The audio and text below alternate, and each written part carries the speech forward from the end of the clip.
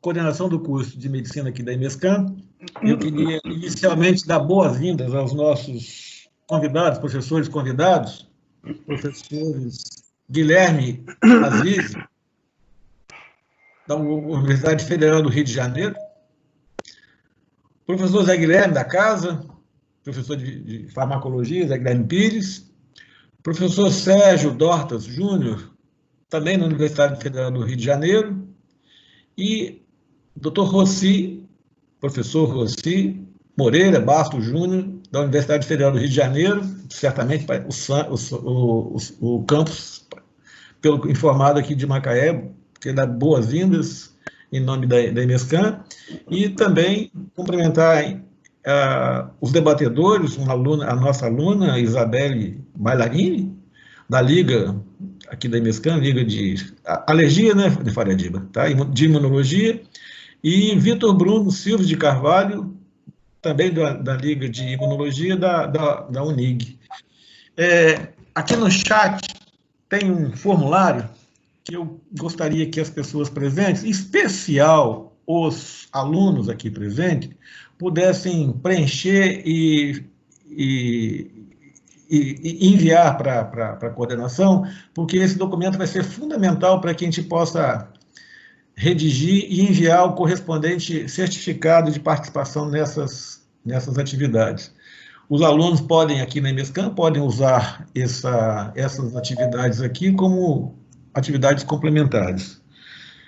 Os demais presentes, preenchendo também receberão por via eletrônica um correspondente certificado. A doutora Faria Diba, que é a moderadora, eu vou passar a palavra em seguida, ela vai fazer a apresentação de cada um dos debatedores, dos apresentadores, vai delimitar o tempo de cada um apresentador, tá? O ideal é que essa atividade aqui demore em torno de 1h30, porque eventualmente, se tiver alguma pergunta, dá para ser respondido. Faria Diba com a palavra. Se precisar de alguma ajuda, Faria Diba, certamente o Jorginho e a Juliana estão à sua disposição, tá bom? Estarei aqui com o maior prazer, anotando tudo direitinho, com um bom aluno, tá? As observações que eu vou levar para a minha vida profissional. Com a palavra, Faria Diba. Antes de passar, eu peço às pessoas que desliguem os seus microfones se não tiverem com a palavra, porque microfones ligados podem alterar a sonoridade. Faria Diba. Boa reunião. Boa noite a todos. Eu quero inicialmente parabenizar ao professor Nilo pela criação desse espaço, agradecer a ele porque ele prontamente aceitou a ideia. Nessa semana nós comemoramos a Semana Mundial de Alergia. A Liga Acadêmica de Alergia, ela queria fazer algum evento para marcar a data, e eu sugeri que nós utilizássemos esse espaço do fórum. Quero agradecer também aos colegas do Rio, da UFRJ e da UNIG, que prontamente aceitaram o convite, aos alunos das outras duas ligas acadêmicas, da UNIG e da UFRJ de Macaé, que também aceitaram a proposta de fazer esse evento em conjunto, e eu acho que isso é uma das coisas que a gente tira desse momento, né? Poder juntar pessoas que certamente a gente não conseguiria presencialmente fazer um evento desse tipo. As doenças alérgicas, elas são muito prevalentes na população, elas afetam 1/3 da população, e eu costumo sempre dizer aos alunos que em algum momento da vida eles vão deparar em sua vida profissional com alérgico, e se isso não acontecer, eles serão ou alguém da sua família. Então, o assunto é relevante, as doenças alérgicas, elas têm aumentado a prevalência e a gravidade também ao longo dos anos, e nós vamos começar, então, com a fala, convidando o professor Guilherme Aziz. O professor Guilherme Aziz, ele é pós-graduando da Universidade Federal do Rio de Janeiro, e ele vai falar sobre alergia e Covid. Cada um dos palestrantes terão 15 minutos, nós vamos fazer em sequência, e ao final nós abrimos para o debate. Então, professor Guilherme. Vocês me escutam bem? Sim. Ótimo. Só compartilhar aqui, aumentar a tela. Então, boa noite a todos. Muito obrigado, professora Fradiba, pelo convite. Obrigado, professor Sérgio Dotas, pelo convite via professora Fradiba, a coordenação da EMESCAN e as ligas acadêmicas, tanto a liga da EMESCAN quanto as duas ligas da UNIG, a UNIG de Itaperuna e a UNIG de Nova Iguaçu. Então, vou tentar de maneira que seja possível, em 15 minutos, passar esse tema tão amplo como a doutora Fradiba passou para a gente, essa importância, já que 40% dos adultos, pelo menos, a gente vê quadro de rinite, então os pacientes perguntam isso e é algo que vocês têm que ter em mente. Então, quem é esse tal de coronavírus que apareceu na nossa vida? A gente tem tido meme, a internet é uma chuva de informações. Eu digo que o nosso telefone não vibra mais, ele tosse, e de tanta informação que nós temos no WhatsApp, e acho que isso é tanta informação que a gente acaba se confundindo em muito momento, pré-proofs e algumas coisas que não fazem muito sentido e que a gente às vezes precisa de um olhar mais crítico, acadêmico, para conseguir alcançar o nosso objetivo. Vou começar falando um pouco para vocês, acho que todo mundo já tem essa ideia, isso foi um artigo lançado no final de abril para maio, no início de maio, um artigo da Nature que mostrou muito bem toda a relação da tempestade de citocinas com o coronavírus e como é que algumas pessoas saíam super bem, cerca de 80% das pessoas, 70% a 80%, ficavam assintomáticas, e 10 a 15% chegavam a ser leves e moderados, e 5% chegava a ser grave e via a falecer e ter problemas mais sérios.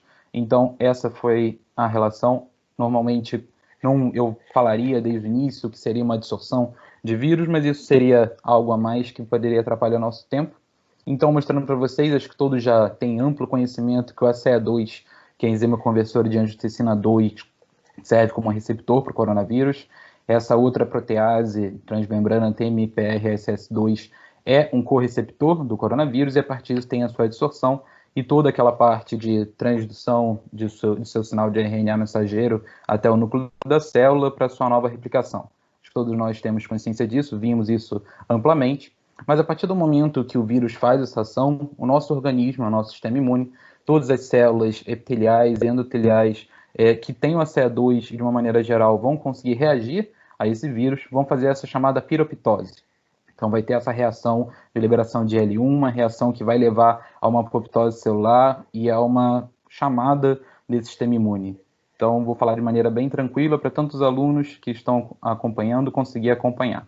Então, aumentando para vocês entenderem, essa seria a reação, vai liberar inúmeras citocinas IL-6, fatores de crescimento e de migração de monócitos, vai aumentar a interferon gama através do estímulo de célula T, e uma tempestade de citocinas que a gente vai chamar no futuro, mas uma quantidade de citocinas razoável no início vai começar para poder você ter a resposta imune.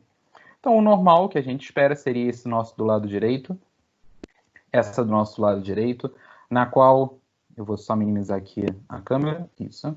Na qual, do nosso lado direito aqui, nós temos a reação, nós teríamos os fagócitos fazendo o seu primeiro combate na imunidade inata, e a partir daí, a partir de sua apresentação, as células apresentadoras de antígenos, a TCD4 e a TCD8, e a produção específica, tanto de imunidade citotóxica quanto de produção de anticorpos, e com o tempo teria a sua resolução tranquila da infecção. Entretanto, outros pacientes, como a gente pode visualizar do lado esquerdo, não geram esse tipo de reação e acabam aumentando absurdamente, de uma maneira super descontrolada, essas citocinas que vão recrutar cada vez mais monócitos, macrófagos e células T.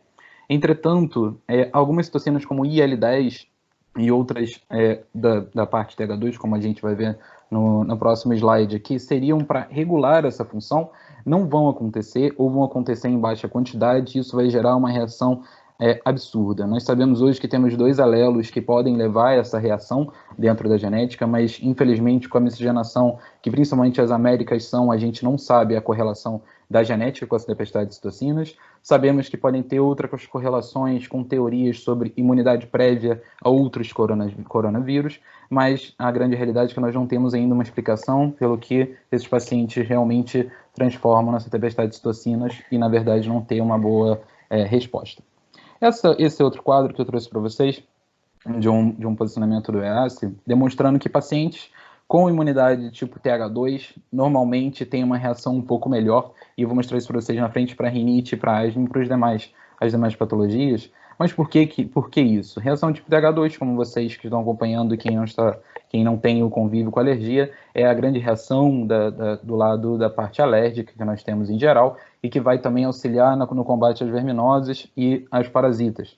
Então, a reação TH2, aquele paciente que tem um perfil TH2 mais amplo, teria essa sequência que vocês estão vendo, desde o momento da entrada do SARS-CoV-2 até a sua reação, a quantidade de citocinas da reação do tipo 1 e a sua reação de NK, para sua destruição de células infectadas. Essa seria o que a gente esperaria da imunidade inata associada à imunidade humoral. E o paciente tipo TH2 vai ter essa mesma resposta, mais um TH1 de menor quantidade, já que o TH2 dele seria maior. E nesse outro gráfico a gente pode ver de maneira complementar que o paciente TH2 teria essa ação regulatória. Então, suas interleucinas IL-4, IL-13, IL-10 e TGF. O consenso brasileiro de rinite, uma inflamação com uma disfunção de mucosa e revestimento nasal, é amplamente caracterizado, a população, todo mundo sabe falar, eu tenho tudo quanto é it, eu tenho rinite, sinusite, bronquite, sinusite. O paciente gosta de falar isso porque ele não consegue entender que é uma patologia associada, tanto a rinite com sua prosperidade para chegar e levar até a asma, e causada principalmente e caracterizada por obstrução nasal, renorreia anterior e posterior, espirros, prurido nasal, hiposmia, e muitas vezes tosse, prurido em palato. Então, algumas características que podem também estar presentes em uma infecção viral. Nós dividimos em 4 grupos a rinite, tem várias classificações.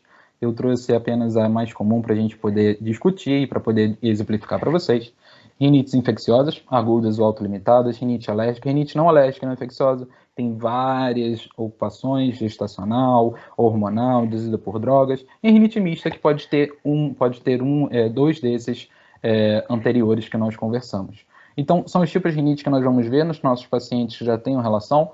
Um quadro que é muito bom para a gente entender essa relação e essa inter-relação entre fenótipos e endótipos, na qual os pacientes com seus endótipos variados, tipo 2, no tipo 2, neurogênico, e os seus fenótipos correlacionam em sintomas similares. Então, a gente diferenciar esses fenótipos e esses endótipos faz parte da investigação e do acompanhamento desses pacientes, e principalmente na diferenciação nesse momento de pandemia e de uma patologia de via aérea superior que evolui para complicação de via aérea inferior. Então, a CE2, a gente tem a relação que tem muitos estudos, principalmente esse estudo que nós estamos mostrando, que mostrou da associação das doenças respiratórias alérgicas na expressão de SARS-CoV-2, demonstrou que os pacientes com rinite alérgica provavelmente têm o ACE2 reduzido no seu epitélio nasal. Muito provavelmente pelo banho de IL-13 que esses pacientes têm. IL-13, uma interleucina muito presente na reação do tipo 2. Então, como vocês podem ver nesse gráfico exemplificando, paciente com menor quantidade de IL-13 teria uma maior expressão de ACE2 no epitélio nasal, assim como os pacientes com menor quantidade de IL-13 teria maior no epitélio brônquico. Então, o paciente teria uma menor quantidade de ACE2, então que poderia, de alguma maneira, dar uma certa proteção, seria uma menor chance dele pegar o coronavírus. Entretanto, isso não tira nenhuma importância do que a gente vai falar adiante, da prevenção, já que se esse paciente adquirir coronavírus e não tiver seu tratamento adequado, ele é um paciente inflamado e que pode ter um quadro pior. Então, como é que a gente vai diferenciar isso na emergência para vocês entenderem no dia a dia de vocês? Rinite alérgica e um COVID leve e moderado. É o fundamental para a gente poder conseguir diferenciar. Febre, dispneia, fadiga, no COVID leve e moderado. Na rinite alérgica, nós temos todos os outros. E no COVID também. Congestão nasal, cefaleia, rinoconjuntivite. E anosmia, hiposmia e ageusia. Nós temos lá no serviço uma mestranda, a doutora Priscila Campos, que pesquisou e tentou entender, junto com o grupo de otorrino, sobre a anosmia e hiposmia do Covid-19 aqui no Brasil, já que nós demonstramos que na China eram apenas 5% dos pacientes que tinham esses sintomas. Na Europa e no Brasil já passou de 80%, já que o coronavírus que veio para o Brasil ele já é uma mutação vinda da região da Europa, da Itália. Nós sabemos que as células sustenticulares do epitélio olfativo possuem CA2 e TMR-SSP2, então isso é uma relação para você ter o depósito do viral e a carga viral conseguir gerar essa anosmia e hiposmia, e a anosmia e hiposmia pode ser apenas um único sintoma ou um pródromo. Esses pacientes têm um bom prognóstico, sempre confundindo com a rinite. Então é por isso que a gente tem que ter essa boa reação. O que a gente tem que indicar para o nosso paciente? Máscara N95, já que a máscara N95 reduz a poluição, reduz a entrada de fumo e de aeroalérgenos. Telemedicina, que para nós podemos evitar o nosso paciente ter o contato com o possível contaminante. Óculos, porque a gente sabe que a mucosa ocular tem receptor da CE2, e tratar sua rinoconjuntivite para evitar de levar a mão aos olhos. Não suspender e reiterar o corticoide intranasal desse paciente e redução do estigma. E além disso, isso aqui, ó, que muitos têm esquecido, um artigo saiu no dia 13 de maio, um artigo demonstrando que os gatos domésticos transmitem SARS-CoV-2, então muitos pacientes têm GE específica para gato elevada, e além disso, manter e reiterar a proteção com os felinos dentro de casa. Então muita gente às vezes deixa o gato sair, isso tem que ser reiterado e falar para o paciente. Parece óbvio, mas para o paciente não é. No caso da asma, nós pensamos sempre em diferenciar a asma, como o Dr. Fradiba ontem falou na live da ASBAI Nacional, a gente tem que pensar inteiramente, já que a asma mata de 3 a 6 pessoas por dia, então a gente tem que pensar algumas sequências que a asma e o COVID leve e moderado podem ter em sua relação. A asma tem uma dispneia normalmente súbita e tem suas exacerbações aleatórias, o paciente apresenta e consegue às vezes ter uma boa resposta já com sua medicação, seu beta-agonista, e tem uma tosse seca. Já a COVID, a febre, como sempre, como a gente falou, dispneia progressiva, fadiga e tosse seca ou produtiva. Raramente, nos pacientes que a gente tem na emergência, o COVID tem sibilos. Normalmente ele tem murmúrio vesicular reduzido ou abolido. A asma é um fator de risco? E aí a pergunta, eu mostrei para vocês o IL-13 antes. Nós tivemos inúmeros artigos mostrando que os pacientes com asma têm cada vez menos mortes, os pacientes às vezes nem são citados em alguns artigos. Esse levantamento com 23.188 pacientes com COVID positivo, nenhum tinha asma, não sabemos se isso é um fator protetor ou se isso às vezes não foi relatado, já que muita gente deixa de perguntar e às vezes pergunta de bronquite sem pensar em asma. Então, asma é um fator protetor? Sabemos que a inflamação do tipo 2 pode ser um fator protetor na resolução espontânea e de bom tom na infecção do SARS-CoV-2. A IL-13 e a sensibilização alérgica pode reduzir a quantidade de ACE2 e TMRSC2 do epitélio. E nós também sabemos que pacientes asmáticos e com grandes níveis de sensibilização, como vocês podem ver, têm menor quantidade de ACE2 em comparação a pacientes com asma, mas sem sensibilização, pacientes com asma não alérgica. Temos que tentar entender também se isso pode ter uma relação com a idade, já que a idade, os receptores são mais elevados conforme passar do tempo, e os pacientes com asma, normalmente, temos pacientes mais novos. Se os corticoides que reduzem a CE2 também têm relação, se a ciclesonida, que foi demonstrada que reduz a replicação viral, também pode ter relação. E, além disso, a crença do paciente com asma que ele tem uma baixa imunidade, e por isso ele consegue se proteger melhor e ele se expõe menos, então nós temos uma menor quantidade de pacientes com asma sendo internados e apresentando quadros piores. Então, eu sempre indicar ao nosso paciente máscara N95, evitar espirometria nesse momento para evitar aerossol, evitar nebulização novamente para evitar aerossol, reduzir o tabagismo, buscar a telemedicina, reiterar o distanciamento com os gatos, como eu falei para vocês, não compartilhar inalador espaçador, parece óbvio, mas não é, reduzir o estigma desse paciente com tratamento adequado para ele não ser taxado como coronavírus e sofrer preconceito, e não suspender e reiterar o uso de corticoide intranasal e inalatório para a proteção desse paciente. Sabemos das lesões de pele, a seta acabou entrando ali, que as principais são as pseudopernioses. Vou mostrar para vocês, vou focar na urticária, mas essa é uma das principais lesões que nós temos visto no dia a dia. Botei imagens para vocês verem de um banco do Atlas da Academia Espanhola. Além da pseudoperniose, no levantamento de 997 pacientes da Itália, nós temos lesões eritemoculares inespecíficas, normalmente dessa maneira, podendo chegar até lesões morbiliformes, parecendo com sarampo. Nós temos outros tipos de lesões, como erupções vesiculosas, como essas, e às vezes assimilam-se como petequias. Alguns artigos da Tailândia falaram em petequias e não eram, confundindo com dengue. E, além disso, nós temos lesões acroisquêmicas, como essas, e são as mais graves, os pacientes têm os piores prognósticos. E a nossa querida e amada, que faz parte da alergia em muitos momentos, a urticária, que chega a cometer 22% dos pacientes. Então, uma lesão de urtica, normalmente não parece muito com o que a gente vê no dia a dia, mas é uma lesão de urtica, uma lesão eritemato-papulosa pruriginosa, e cerca de 30% dos pacientes têm prurito.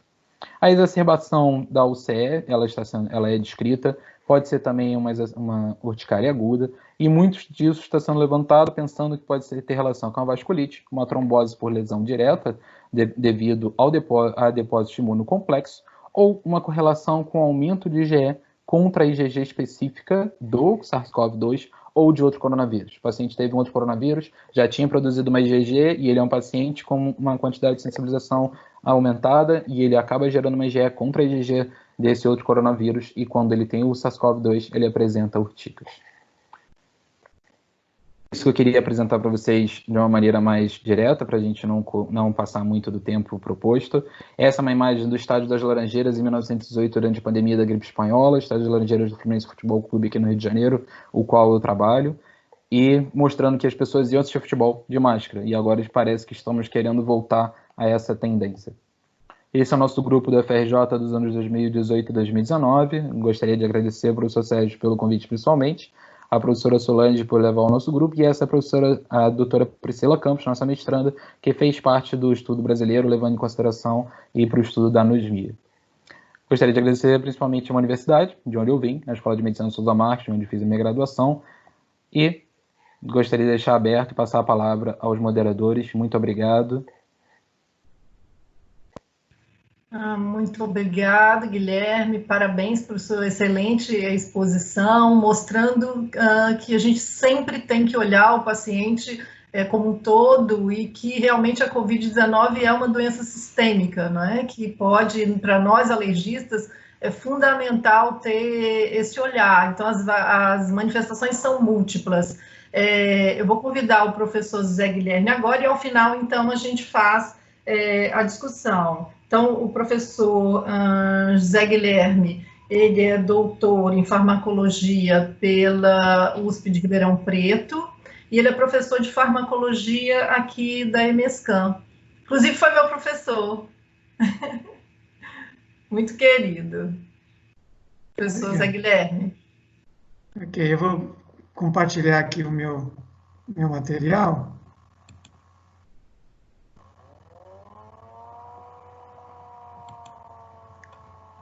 Vocês estão com o primeiro slide aí? Ok. Então, tem algumas perguntas que a gente vai tentar responder ao longo desse seminário, mas antes eu queria agradecer o convite da professora Faradiba, parabenizar os colegas. E, então, essas são as perguntas que a gente vai tentar, na fase de pós-apresentação, né, fazer os comentários. Eu vou fazer tipo uma revisão básica do que é o corticoide, né, que são anti-inflamatórios que atuam pela ativação do receptor de glicocorticoide, né? Esse receptor tem como ligante endógeno o cortisol. São os famosos anti-inflamatórios hormonais ou esteroidais, ou glicocorticoides, ou corticosteroides, ou como a gente fala mais, né, no corredor corticoide. E os corticoides, eles se destacam por esse seu efeito anti-inflamatório, que é observado com as doses chamadas farmacológicas, e eles têm uma atuação muito ampla. Eles pegam tanto os fenômenos iniciais, até os fenômenos mais tardios do processo inflamatório. O receptor do glicocorticoide é um receptor chamado de nuclear, mas na verdade ele é citoplasmático, depois ele migra para o núcleo, vai interferir com a transcrição gênica. E o nome anti-inflamatório esteroidal é óbvio, né? Vocês veem pelas estruturas químicas, todas o anel esteroidal. Então aí nós temos a hidrocortisona, né, que é o mesmo cortisol, né? O fisiologista chama de cortisol, o farmacologista chama de hidrocortisona. Moléculas como prednisolona, essas duas têm ainda um pouquinho de ação mineralocorticoide. Outras, como betametasona e dexametasona, não têm ação mineralocorticoide, tem uma duração de efeito um pouquinho mais longo. E esses anti-inflamatórios, até 1980, a gente não sabia exatamente como atuava. Por volta de 1990, existia já um conjunto de conhecimento na literatura mostrando que o corticoide, ele, de uma maneira indireta, inibia a fosfolipase A2, que era responsável pelo surgimento do ácido araquidônico, que podia vamos dizer, se dirigir a algumas linhas metabólicas, principalmente usando a COX, a ciclooxigenase. COX-1 constitutiva, COX-2 induzível. A resposta inflamatória seria mais devida a COX-2, e o surgimento da COX-2 no processo inflamatório é ativado por várias substâncias, endotoxinas, citocinas das mais variadas, e o corticoide inibe essa indução da COX-2. Isso é o que se sabia na década de 90, e houve 2 prêmios Nobel da Medicina de pessoas que trabalhavam, pesquisadores que trabalhavam na área de inflamação. A própria descrição da cortisona e do cortisol gerou um Nobel na década de 50, e esses são os nomes mais recentes da farmacologia da inflamação. John Vane, que foi Nobel, Sérgio Ferreira, brasileiro, da Ribeirão Preto, Salvador Moncada, esses trabalharam mais com anti-inflamatório não esteroidal, e o professor Peter Barnes, que é o grande nome da farmacologia da asma, né? Ele escreve o capítulo de asma do Tratado de Farmacologia do Goodman-Gilman e escreve o capítulo de asma no livro de Medicina Interna do Cécio, né? Então, é uma pessoa que reúne conhecimento básico e clínico. A gente vai comentar muito, nos basear em trabalho do professor Barnes. Aqui, mostrando o ácido araquidônico, encaminhando para a via da ciclooxigenase, que é inibida pelos anti-inflamatórios não esteroidais, e as outras vias que vão gerar, por exemplo, leucotrienos, que são importantes na asma, são broncoconstrictores, e que o anti-inflamatório não esteroidal não afeta. Bom, esse corticoide, ele vai entrar, então, nas células que expressam o receptor no citoplasma, e no núcleo, eles vão ativar a transcrição de determinados RNAs mensageiros, que vão gerar proteínas anti-inflamatórias, ou então eles vão inibir o surgimento de substâncias endógenas pró-inflamatórias, vamos dizer assim. Então, eu conceituei o corticoide, mostrei o receptor, que é nuclear, ok? Ok. Estruturas, o mecanismo como se entendia na década de 90, tá ok? Perfeito. Ok, tá. Sim, agora sim. Então, e esses conhecimentos na década de 90, esses 3 pesquisadores, o John Vane, o brasileiro Sérgio Ferreira e Moncada, trabalhando na Inglaterra, descobriram, né, fizeram artigos nessa linha dos anti-inflamatórios não esteroidais. E o Peter Barnes é o grande nome da farmacologia da asma, né? Como eu falei, ele é autor do capítulo de anti-asmáticos do Goodman-Gilman, que é um livro de farmacologia, e do Harrison, de medicina interna. Mostrei as principais vias pelas quais o ácido araquidônico é biotransformado, gerando os prostanoides, os leucotrienos e os hidroxiácidos.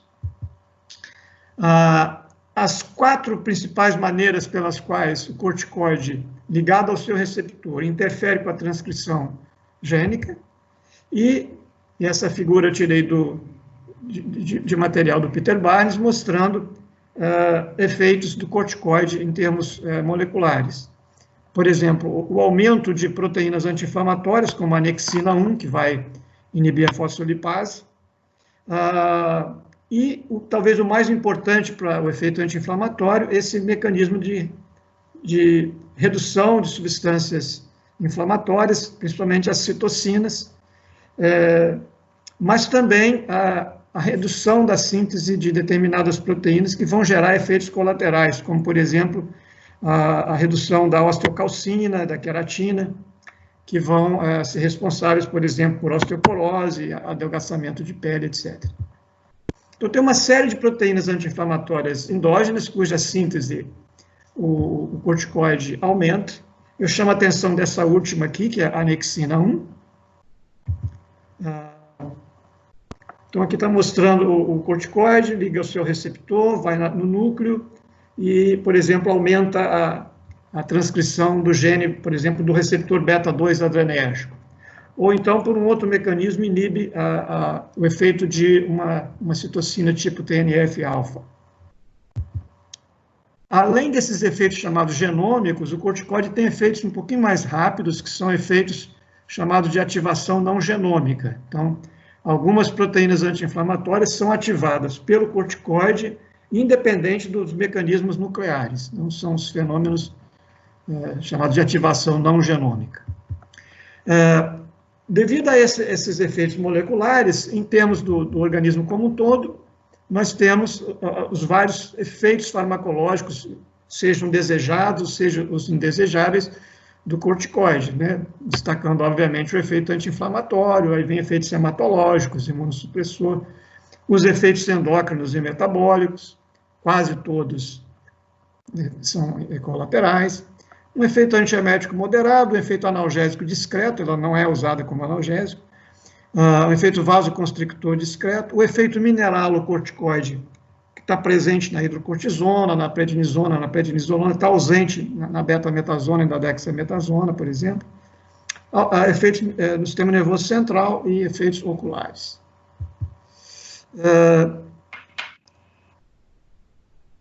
E aqui uma tabela de dados quantitativos que eu não vou me deter muito, isso é basicamente a duração do efeito do corticoide. Corticoide pode ser usado por várias vias de administração, na asma especificamente a inalatória. Lembrando que uma parte do que é inalado é deglutido, vai para o trato gastrointestinal, passa pelo fígado, ou seja, a quantidade que vai para o pulmão ainda não é o ideal. E o corticoide nós vamos vê-lo nas várias áreas da medicina, com destaque na asma brônquica, né? Algumas doenças, como síndromes, como DPOC, por exemplo, já não respondem tão bem à asma, né? Então, acho que, basicamente, acho que já passei do meu horário, os efeitos colaterais já relatados e conhecidos de todos, e eu vou interromper minha fala por aqui, para a gente voltar a discutir, se necessário, na fase de discussão, para não atrapalhar a sequência da apresentação do Dr. Sérgio. Obrigado.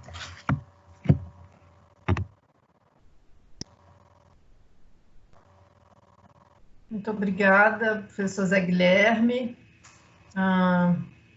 Muito boa a sua exposição. A gente usa muito corticoide no dia a dia, não é? As nossas doenças, a base do tratamento é a corticoterapia.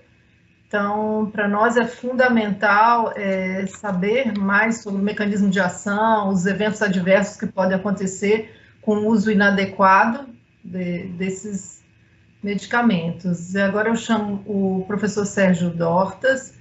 Professor Sérgio, ele é doutor em imunologia clínica pela Universidade Federal do Rio de Janeiro, atualmente é do serviço de imunologia do HU, lá da UFRJ, e ele vai nos falar sobre imunobiológicos e Covid. Sérgio. Boa noite. Boa noite, está me ouvindo? Tudo certo? Alô? Boa noite, estou ouvindo. Tá ok. Estou ouvindo. Boa noite. Queria inicialmente agradecer à professora Faradiba pelo convite e agradecer às 3 ligas que estão participando. Parabenizar também as ligas por essa atividade. Geralmente, durante a Semana da Alergia, fazemos atividades voltadas para os pacientes e, nesse momento, discutir uma doença que surgiu há poucos meses, 6, 7 meses, e qual o seu impacto nas doenças alérgicas e a importância de continuar tratando e cuidando desses pacientes. Então, o assunto que me coube foi biológicos e Covid.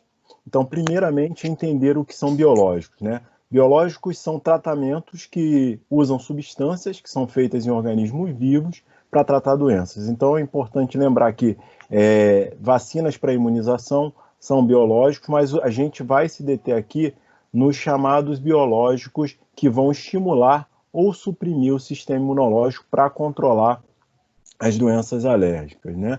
Então, como o Guilherme, que me antecedeu, já falou, basicamente, quando conversamos sobre alergia, nós estamos falando de uma resposta do tipo 2 ou resposta T2, onde existe uma sensibilização a alérgenos. Esses alérgenos, então, são reconhecidos por células apresentadoras de antígenos, aqui nesse gráfico representada pelas células dendríticas, que apresentam esse alérgeno para linfócitos virgens, naive, que se diferenciam linfócitos T helper do tipo 2, que vão secretar citocinas como IL-4, IL-13, IL-5, IL-9, e dessa maneira estimular linfócitos B a produzir IgE específica para aquele determinado alérgeno. Essa IgE específica, então, vai se ligar na membrana de mastócitos e num outro contato, num novo contato desse indivíduo com os alérgenos, esse mastócito degranula, levando aos sintomas da asma alérgica, né? Então, por que fazer essa introdução, né? Porque a resposta T2 tem grande associação com infecções virais. Estudos mostram que a resposta T2 predispõe os pacientes a infecções virais, porque compromete as barreiras mucosas devido a esse processo inflamatório, né? Leva inclusive à descamação de epitélio respiratório, facilitando a penetração por esses vírus.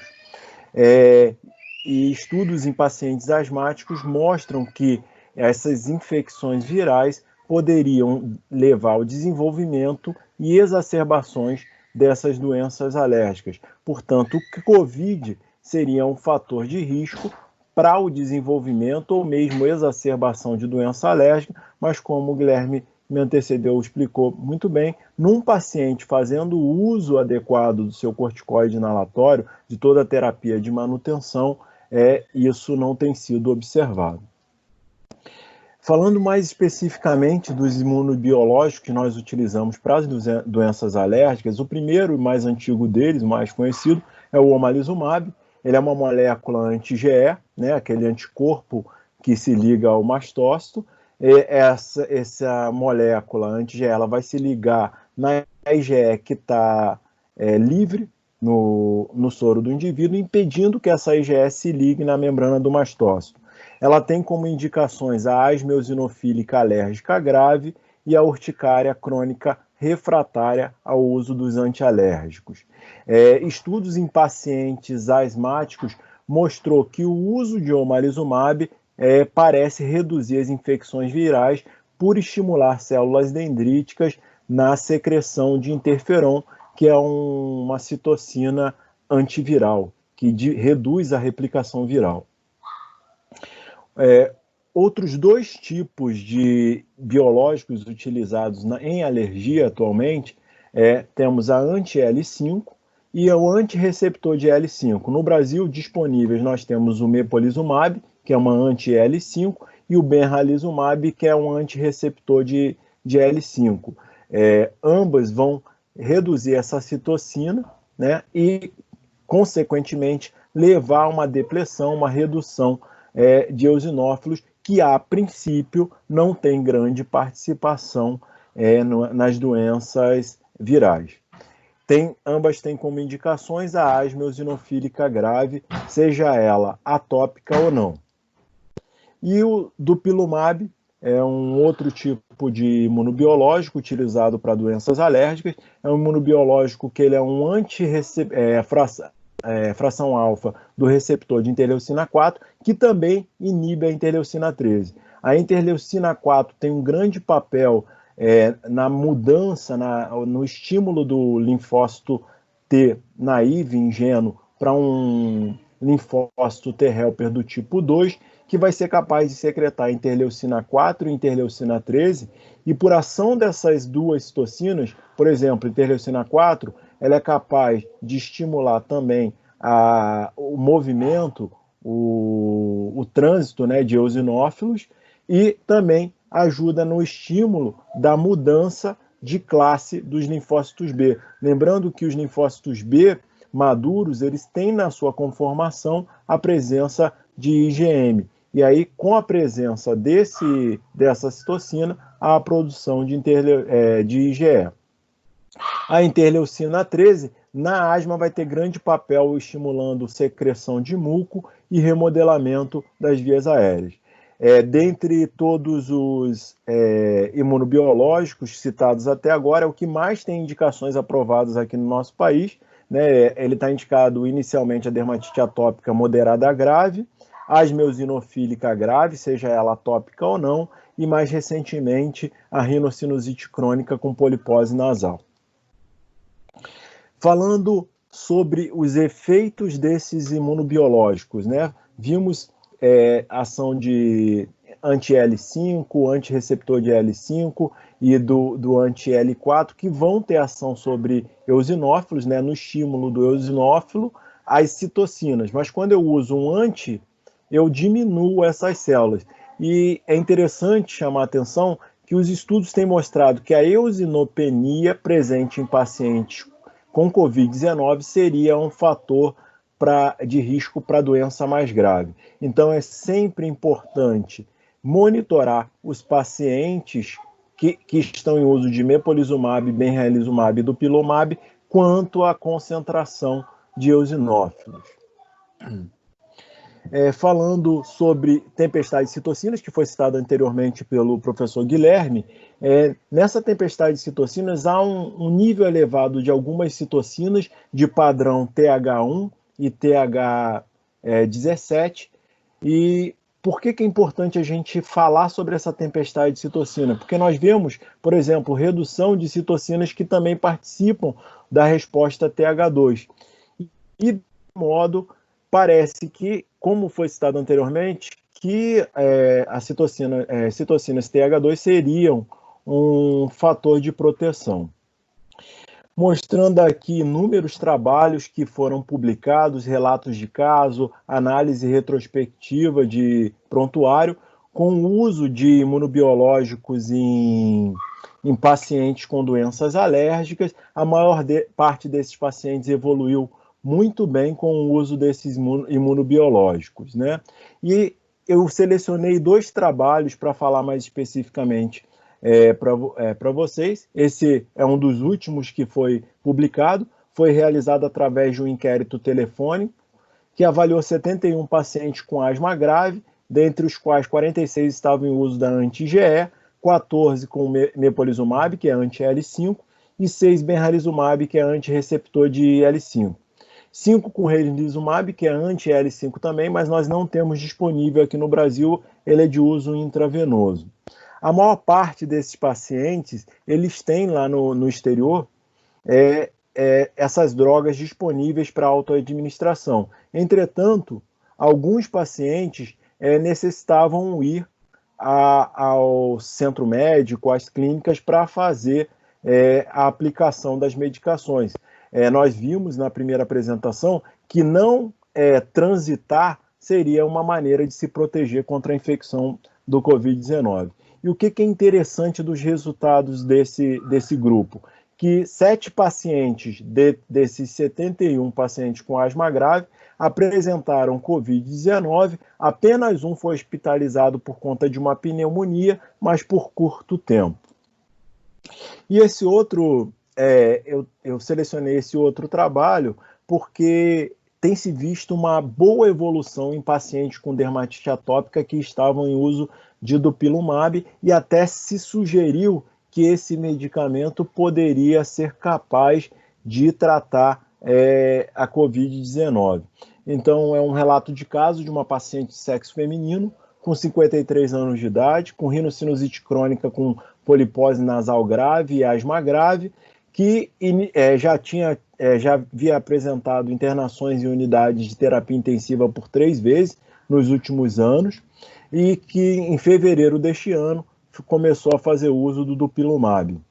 Vejam que os scores dessa paciente são bastante elevados, o que fala de o SNOT 22, que fala em relação à qualidade de vida respiratória, o ACT de 16, né, que mostra que essa paciente não apresenta uma asma controlada, o ponto de corte é 20, tá? Acima de 20 seria uma asma controlada, e quando ela iniciou o dupilumab, em março desse mesmo ano, no dia 8 de março, ela já apresentava um ACT com a pontuação maior e um SNOT bem inferior.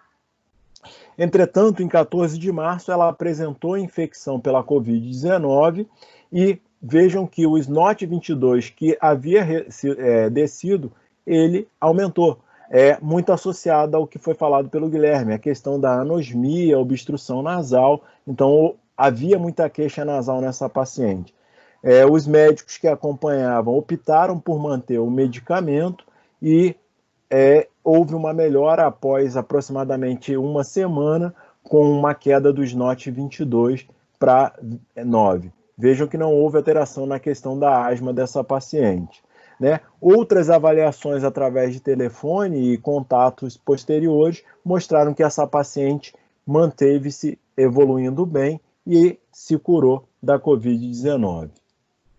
E por que eu chamo a atenção desse trabalho? Porque é o único trabalho que eu encontrei que cita uma possibilidade da ação do dupilumab contra SARS-CoV.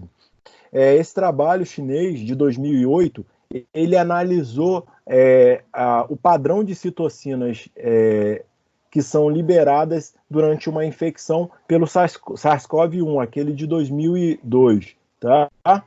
E viram que em pacientes que apresentavam a SARS pelo SARS-CoV-1, apresentavam níveis elevados de interleucina 4. Então, além dos imunobiológicos terem esse papel de controlar o processo inflamatório, não deixando a doença exacerbar, ele, por exemplo, o dupilumab talvez tenha alguma ação sobre IL-4 e essa capacidade de controlar a doença. Então, para a gente finalizar a apresentação, quais são as recomendações atuais com relação ao uso de imunobiológicos, né? A terapia com imunobiológicos deve ser sempre focada em alvos específicos, de acordo com o fenótipo e o endotipo da doença, representando uma nova, grande janela de oportunidade para tratar esses pacientes com doença grave. Mas em tempos de Covid, lembrar que o uso de produtos biológicos direcionados à inflamação do tipo 2, ela deve ser mantida em pacientes não infectados. Entretanto, nos momentos que esses pacientes apresentarem a doença Covid-19, se recomenda que esses imunobiológicos sejam suspensos até a melhora dos sintomas e só devem ser reiniciados 2 semanas após a melhora dos sintomas. Então era isso que eu tinha para apresentar para vocês. Esse é meu e-mail, qualquer contato necessário, vocês podem falar. Obrigado pela oportunidade. Obrigado, Sérgio, pela excelente apresentação. Os imunobiológicos são uma realidade para nós, então cada vez mais nós estamos tratando os nossos pacientes com alergias graves com imunobiológicos. Nesse período agora nós temos procurado manter, né, o tratamento, conforme o Sérgio falou, evitado de iniciar novos tratamentos, e vamos deixar depois para discutir mais sobre isso. E eu convido o Rossi, professor Rossi, ele é professor de pediatria da UFRJ de Macaé e professor de imunologia da Universidade de Iguaçu. Ele vai falar sobre imunoterapia e Covid. Rossi? Obrigado, Faradiba. Eu gostaria de agradecer inicialmente ao convite, vindo através do professor Sérgio, mas pela professora Faradiba, e transmitir o convite aos meus alunos aqui de Macaé e meus alunos de Itaperuna, que prontamente estiveram apostos aí para tentar ajudar e participar isso um pouco. Eu fico muito grato pelo convite, Faradiba. Me coube também falar um pouquinho dessa parte, né, das terapias utilizadas no tratamento das doenças alérgicas, e nós vamos falar um pouquinho agora da imunoterapia para a doença, no caso, junto com o Covid. Deixa eu só tentar colocar aqui a minha área de trabalho aqui, que agora não está funcionando. Estava funcionando direitinho, então agora vai. Vocês estão vendo a minha tela? Sim. Sim? Ótimo, perfeito. Então, Vou falar um pouquinho da imunoterapia nessa pandemia de Covid-19. Vou tentar abordar nessa aula um pouquinho para vocês como manejar essa imunoterapia com alérgenos específicos na pandemia. A gente discutiu um pouquinho se haveria algum benefício da imunoterapia, né, nessa doença que a gente tem conhecido agora. Quais os mecanismos mais importantes que a imunoterapia leva no nosso corpo, né, como alérgico, né, no corpo do alérgico, e quais os principais mecanismos da imunoterapia que poderiam ter uma associação com uma proteção em relação ao COVID, ao SARS-CoV-2, tá? A gente sabe que a infecção causada pelo SARS-CoV-2, ela é uma infecção que tem duas etapas da resposta imunológica. Uma resposta inicial de supressão imunológica, especialmente a imunidade inata, ela é bastante acometida, mas também algumas alterações da imunidade adaptativa, já foi falado bastante sobre isso aí pelo Guilherme, né? E uma resposta posterior, uma resposta exagerada na fase grave da doença, que seria a tempestade de citocinas. E é importante a gente saber justamente essas citocinas, o que isso tem a ver com a resposta da imunoterapia, para a gente chegar realmente ao foco da aula de hoje. Bom, a supressão imunológica, especialmente da imunidade inata, ela vai realmente vai atingir, né, as células da imunidade inata prioritariamente, os neutrófilos, as células NK, e também a nível mais tardio, na resposta já mais adaptativa, a gente vai ter várias outras alterações. Então, nessa primeira fase, eu tenho, então, especialmente a imunidade inata sendo acometida, os vírus causam uma diminuição importante das células, das células do sistema imunológico, do sistema imunitário, e que vai diminuir a sua migração leucocitária para o sítio da infecção, diminuindo também a produção de citocinas, quimiocinas, que são quimioatraentes para essas células inflamatórias, e principalmente a produção de uma citocina antiviral muito importante na resposta ao vírus, que é o interferon, né? Então é importante a gente saber que existem essas alterações importantes. Na imunidade adaptativa, existem vários estudos que mostram realmente uma diminuição muito importante nessa fase inicial dos linfócitos T do tipo citotóxicos, que estão realmente associados a essa infecção do SARS-CoV-2. O número total de células normalmente T, NK, CD8 diminui acentuadamente nesses pacientes e ocorre aquela interrupção da produção das citocinas e toda a imunidade contra o vírus no nosso corpo. Então, essa fase inicial da alteração, ela é caracterizada justamente por alterações dessas citocinas, chegando na fase avançada, onde a gente tem uma tempestade de citocinas, uma liberação excessiva de algumas citocinas, principalmente citocinas do tipo fator necrose tumoral, interleucina 1, interleucina 6. A interleucina 6 tem um papel também muito, muito importante nessa resposta. Então, essa fase de tempestade de citocinas, ela realmente é a fase mais grave desse paciente, onde ele começa a ter essa tempestade de citocinas, e isso vai promover uma falência de muitos órgãos, de muitos sistemas do nosso próprio corpo, levando, então, realmente à morte de muitos pacientes nessa fase. E o que a imunoterapia é, né? O que a doença alérgica é, principalmente? A doença alérgica é uma doença, como o Sérgio falou, uma doença do tipo T2 ou do tipo TH2, e ela está justamente muito associada, então, com as infecções virais, como o próprio Sérgio mostrou um trabalho falando um pouco sobre isso. E o que é a imunoterapia? A imunoterapia seria a única forma terapêutica nossa de alergistas, dos alergistas, que pode tentar modificar essa doença a médio a longo prazo, promovendo assim, realmente uma mudança da resposta, mudança da história natural da doença alérgica. Então, é importante a gente lembrar que a imunoterapia com alérgenos específicos é uma terapia muito utilizada por nós alergistas, onde a gente oferece quantidades aumentadas do possível alérgeno que a pessoa, no caso, tem a sensibilização, levando a um processo de tolerância imunológica. Mas não é só a tolerância, existem vários outros fenômenos que ocorrem com a imunoterapia. Eu vou tentar aqui frisar alguns que podem ser importantes para o nosso raciocínio. Então, é uma doença que, então, é do tipo TH2 ou do tipo T2, e com a imunoterapia, a tendência é que a gente force o sistema imunológico a fazer uma mudança do eixo T2, do eixo TH2 para o eixo TH1, menos TH2, menos T2, e também um aumento da produção de células T reguladoras que vão ajudar no controle das doenças alérgicas. Mas aonde que vem, então, aí essa associação de imunoterapia com o COVID? O que a gente pode chegar a conclusões, né? Bom, se a gente tem certeza, na verdade, que quando a gente faz imunoterapia, a gente inibe células da imunidade inata, células aí do tipo 2, células linfóides da imunidade do tipo 2, e diminuição da produção dessas citocinas, interleucina 5, interleucina 13, aumento de citocinas do tipo interleucina 2, 12 e 27, e algumas citocinas produzidas que têm uma ação reguladora, anti-inflamatória, a gente vai perceber que a imunoterapia pode, algumas vezes, a gente ajudar na resposta contra o vírus.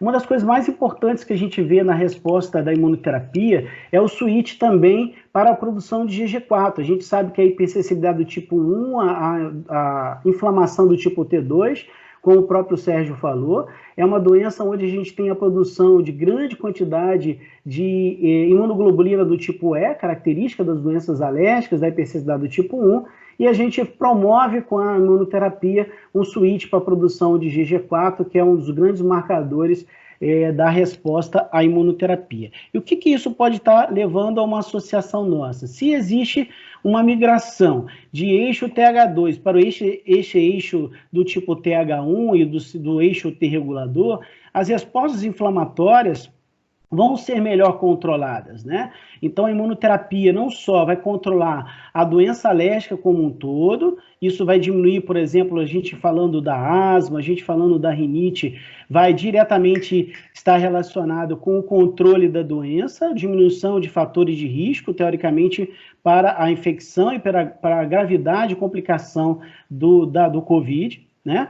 E a gente tem, principalmente quando associado a adjuvantes, um estímulo da imunidade inata também. Então, existem muitas maneiras da gente não só oferecer somente o alérgeno, mas adjuvantes na nossa vacina, que vão ter um estímulo particularmente da imunidade inata, forçando essa resposta um pouco mais imediata, dessa resposta de imunitária, dessa fase inicial tão importante nas infecções de uma maneira geral. A gente tem vários trabalhos mostrando a eficácia desse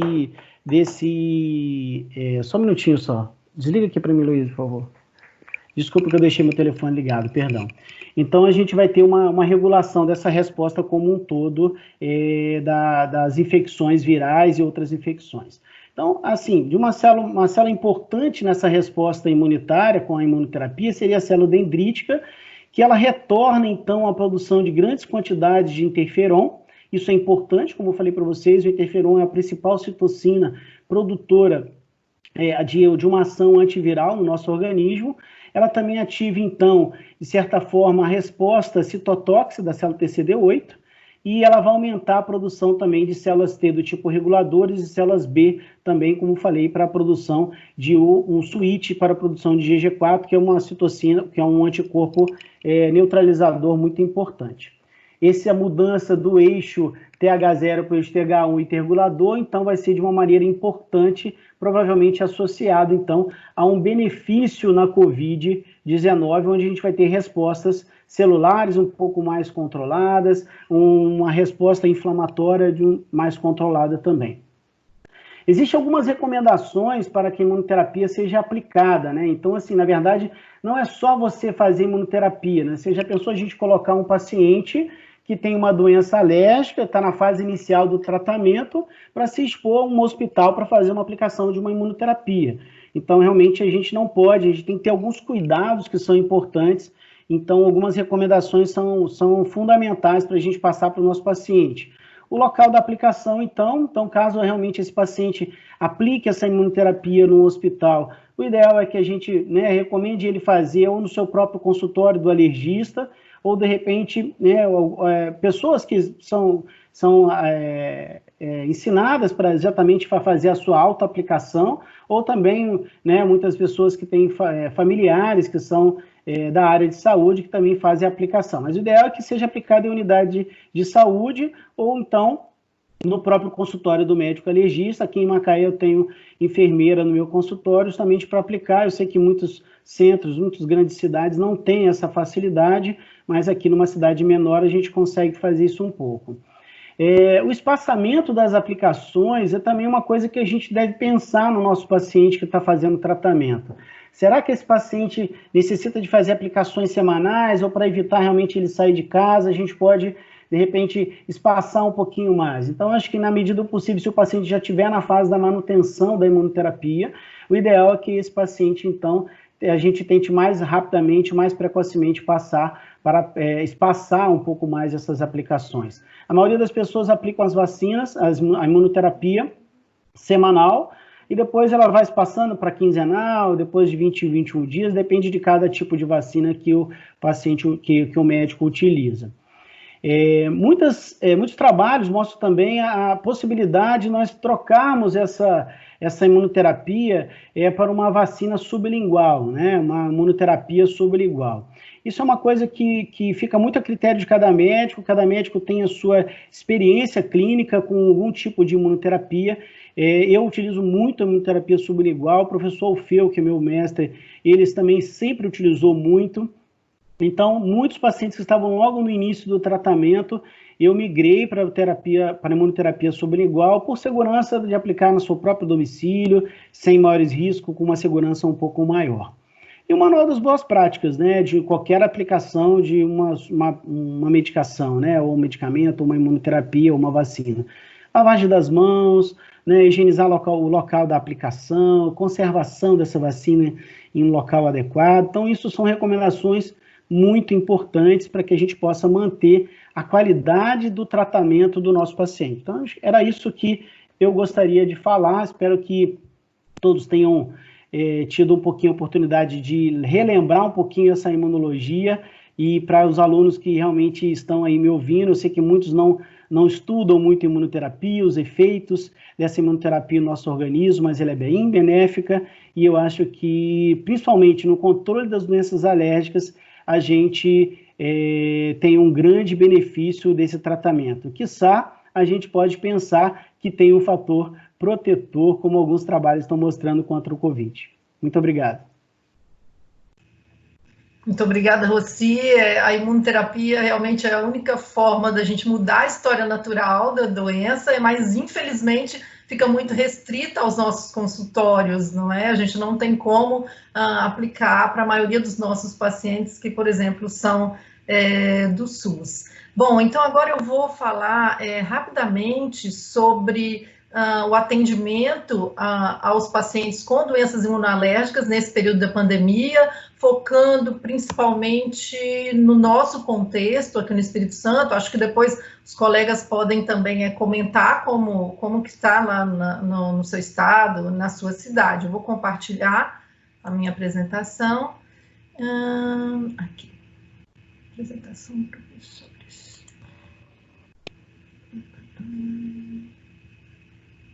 Vocês conseguem visualizar a minha tela? Sim. Ok? Ok. Bom, então o que aconteceu conosco a partir do dia 20 de março, foi publicada uma portaria da Secretaria de Saúde, suspendendo todos os atendimentos ambulatoriais e as cirurgias eletivas, com a recomendação apenas que se mantivesse alguns serviços específicos, como oncologia, programa HIV, programa de doenças raras. Então, a partir do dia 20 de março, nós começamos a mobilizar a nossa equipe no sentido de o que faríamos com os nossos pacientes que estavam em tratamento, alguns pacientes graves, que não poderiam ficar sem o acompanhamento durante esse período. Então, todas as nossas consultas eletivas foram desmarcadas, os nossos exames laboratoriais foram desmarcados, os exames de espirometria foram todos desmarcados, com a proposta de que seriam reagendados posteriormente e que nós avaliaríamos depois a gravidade, a prioridade dos pacientes que já estavam em tratamento para triar e priorizar quem mais necessitasse de atendimento. Em paralelo a isso, o que aconteceu foi que o CFM, então, encaminhou um ofício ao ministro da Saúde, pedindo que reconhecesse a possibilidade e a eticidade da utilização da telemedicina, tanto na forma de teleorientação, como telemonitoramento e também teleinterconsulta. E em 23 de maio, o Ministério da Saúde, então, publicou uma portaria autorizando a prática da telemedicina, tanto no âmbito público quanto no privado, e isso em caráter excepcional durante a pandemia. Alguns serviços conseguiram se adequar a isso, mas principalmente a nível privado, no SUS, temos algumas iniciativas, mas até onde eu sei, são poucas. E o tratamento da Organização Mundial de Alergia era que todos os tratamentos profiláticos fossem mantidos, então, o uso de corticoides, broncodilatadores, os tratamentos com imunobiológicos, a imunoterapia com alérgenos, o uso de imunoglobulinas para os pacientes com imunodeficiências, e apenas que não iniciássemos tratamentos com imunobiológicos naquele período, mas considerando sempre caso a caso, e não iniciássemos também imunoterapia com alérgenos. Então, esses procedimentos, eles são passíveis de eventos adversos, e o ideal seria que se tivesse como que você postergasse para uma data posterior, quando já tivéssemos um menor número de casos, maior controle da situação da Covid. E o que nós fizemos no Hospital Santa Casa? Então, nós atendemos pacientes com asma grave, com urticária crônica, com angedema hereditário e com imunodeficiências. Então, a equipe se reuniu e nós optamos por manter as prescrições, então, preenchimento dos LMS, das receitas, as prescrições das vacinas para influenza, porque era um período que os pacientes precisavam receber a vacina de influenza, porque o vírus da influenza é um potencial desencadeante de crises de asma. Então, nós mantivemos esse serviço, essas orientações, mantivemos a aplicação de imunobiológicos, então, nós espaçamos esses pacientes, pedimos para que fossem em intervalos maiores, para ter entre uma aplicação e outra um intervalo maior. As aplicações de imunoglobulina também nós mantivemos, e consultas em casos específicos, então, naqueles pacientes que realmente tivessem algum motivo especial, então, o paciente de imunodeficiência com algum quadro infeccioso que precisasse de atendimento, ou mesmo paciente de asma que não tivesse bem controlado. Paralelo a isso, a Secretaria de Saúde publicou uma portaria estendendo o prazo das LMEs. Então, aqueles pacientes que usam medicamento de alto custo passaram a ter um período de 6 meses para apresentar nova receita e novo laudo, e também essas receitas e laudos para renovação passaram a não ser mais necessariamente terem que ser preenchidas por especialista. Então, o médico do posto, o generalista, qualquer uma outra especialidade poderia estar prescrevendo. Então, todos que têm receita até agosto, automaticamente tiveram suas receitas renovadas. E os exames de espirometria passaram a não ser obrigatórios nesse período, tanto para novos processos, quanto para aqueles processos que precisassem ser renovados. E esse é o panorama nosso. Então, aqui em azul, a gente observa como que foram como é que foi o nosso número de atendimentos durante o ano de 2019. Então, de janeiro a dezembro, nós tivemos uma média de atendimentos, incluindo consulta, procedimentos e exames, de 667 ao mês.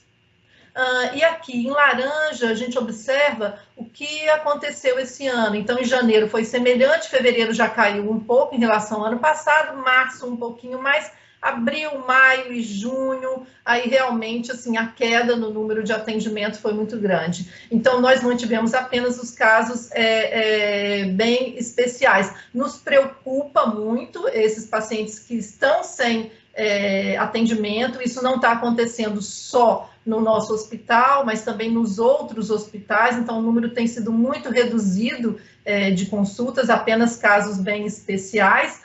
Mas o que aconteceu?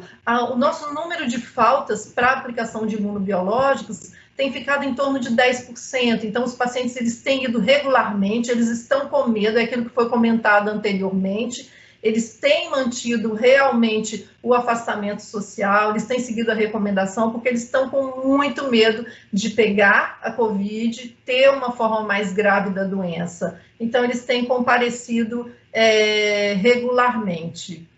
A retomada do atendimento, alguns serviços já estão atendendo pacientes que estão em tratamento, então o Hospital Infantil já começou alguma movimentação em relação a isso, no Hospital das Clínicas também, a Secretaria e os contratualizados, eles já estão discutindo uma forma de retorno, dependendo da peculiaridade de cada serviço e também de proposta das especialidades, mas uma coisa nos preocupa muito, é como será o nosso novo normal. Então, eu não consigo muito visualizar a nossa sala de espera de pacientes respiratórios misturado com pacientes de outras clínicas, não consigo mais ver o nosso ambulatório cheio, a gente atendendo assim em intervalos pequenos, e então a gente vai tem um trabalho muito grande, né, a ser feito.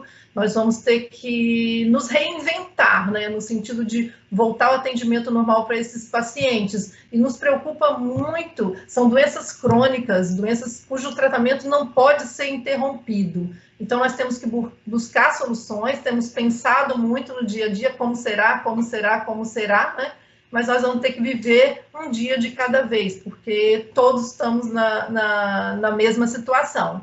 E a gente espera, assim, brevemente poder estar dessa forma, todo mundo junto, misturado, aqui os alunos da Liga, os alunos que frequentam o ambulatório de angioedema, que são da extensão, essa aqui é a equipe que sustenta todo esse serviço. Falta nosso chefe aqui, porque o professor Décio, ele não tira fotos conosco, então não temos foto dele, mas é a pessoa que... Nós temos uma equipe multidisciplinar, então nós somos alergistas, pneumologistas, enfermeiro, técnico de enfermagem, que conseguimos trabalhar de forma bem harmônica. O professor Décio, ele, apesar de não ser da nossa especialidade, sempre entendeu bem o objetivo do nosso trabalho e nos apoia sempre. Eu espero em breve poder estar junto de todas essas pessoas e voltar, né, a ser, que o serviço volte a ser como era antes. Depois eu gostaria que os colegas falassem um pouco como que está o atendimento nos seus serviços. Eu acho que essa troca de experiência vai ser bem interessante. Bom, então é isso que eu tinha para apresentar. Deixa eu tirar aqui do... Ok? E aí eu convido a Isabelle e o Vitor, que vão ser os debatedores. Então, eles vão... vocês podem fazer perguntas, e eles que, a partir de agora, vão assumir a condução do nosso fórum. Boa noite. Boa noite a todos, eu sou Isabelle, para quem não me conhece, aluna do atual 8º período da MESCAN, e estou aqui representando a LAICES essa noite, que é a Liga Acadêmica de Alergia e Imunologia Clínica do Estado. Bom, primeiramente gostaria de agradecer ao professor Nilo por aceitar essa parceria e agradecer a todos os palestrantes por terem agido de forma tão brilhante nesse fórum essa noite. Parabenizo a todos, sem exceção, pelas aulas, pelo conhecimento fornecido aqui. Gostaria antes também de reforçar aos ouvintes interessados na certificação para preencherem o formulário que está disponibilizado no chat, tá? e também podem mandar as dúvidas no chat também. Bom, agora vamos ao debate, né? Nesse cenário de pandemia, muitas dúvidas têm surgido, né, não só nos estudantes, mas na população em geral, e uma questão que tem sido um pouco confusa é a heterogeneidade das manifestações pela infecção pelo coronavírus, pelo novo coronavírus. E nesse contexto tem sido levantada a questão da imunidade cruzada com outros vírus como um fator de influência, né, nesses quadros mais brandos, porque a gente tem manifestações que vão desde assintomáticos, pacientes assintomáticos, até nos desfechos trágicos. Então, eu queria que vocês esclarecessem as principais hipóteses, né, desse perfil clínico heterogêneo e trouxessem os conceitos que estão sendo muito levantados sobre imunidade cruzada e a imunidade de rebanho, que tem causado muito confundimento.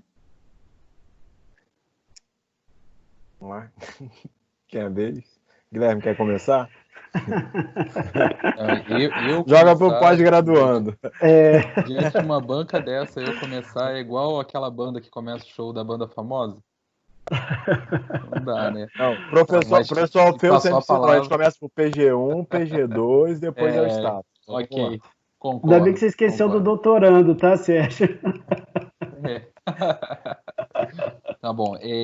Então, Isabelle, eu fiz um levantamento um tempo atrás, até fiz uma apresentação lá na Unig, o Vitor até assistiu. O que a gente tem visto da reação cruzada é em duas situações, tanto para ruim quanto para bom. Tem alguns estudos mostrando aquela teoria do ADE, que eu cheguei a mostrar ali naquele quadro da tempestade de citocinas, que tem-se a ideia que se você tivesse alguma relação com o SARS-CoV, se você já tivesse anticorpo para o SARS-CoV, que foi aquele primeiro lá da China, de 2002, 2003, ou para o MERS, ou para algum outro mais similar, como existem alguns outros de via direta do morcego, que tem até 98% de similaridade de DNA, poderia piorar e poderia gerar essa tempestade de citocinas. Isso era uma hipótese inicial, não se concretizou, porque isso levaria em consideração outros quadros de gripe, às vezes que também tem esse cruzamento e também gera tempestade de citocinas. Porque a tempestade de citocinas não é algo que surgiu agora, isso é uma coisa que acontece em muita infecção viral e a gente sabe disso já de longo prazo. E agora tem se mostrado possível que a influenza e algumas outras vacinações, inclusive a vacinação da influenza, pode dar reação cruzada na sorologia do SARS-CoV-2. Então parece que isso tem algum tipo de proteção, a gente não sabe até que ponto, mas como ainda é uma hipótese, os pacientes estão sendo perguntados e eles vão questionar vocês por isso. Eu falo que o acadêmico de medicina, quando ele chega no primeiro período, ele já é médico para a avó, né? Então, os pacientes vão perguntar isso para vocês, por que o laboratório está perguntando, fez vacina da gripe há pouco tempo, porque existe uma reação cruzada, já que o peso molecular da imunoglobulina IgG específica, ela é similar entre o SARS-CoV-2 e o H1N1, e o H3N2 também. Então, é algo que tem se mostrado um pouco relevante, mas fora isso, são essas duas hipóteses, pelo que eu tenho visto. Professor Sérgio? Deixa eu complementar a questão da heterogeneidade. Ela vai passar. É importante a gente pensar o seguinte: a infecção pelo SARS-CoV-2 ele tem dois pilares. A virulência do vírus e a resposta imune. E pensando em virulência do vírus, a gente vai ter dois padrões. Vai ter pessoas que vão ter uma carga viral menor e pessoas que vão ter uma carga viral maior. E aí entra no chamado grupo de risco, onde nós, profissionais de saúde, estamos dentro. Porque nós somos fator de risco porque nós temos maior risco de uma carga viral maior.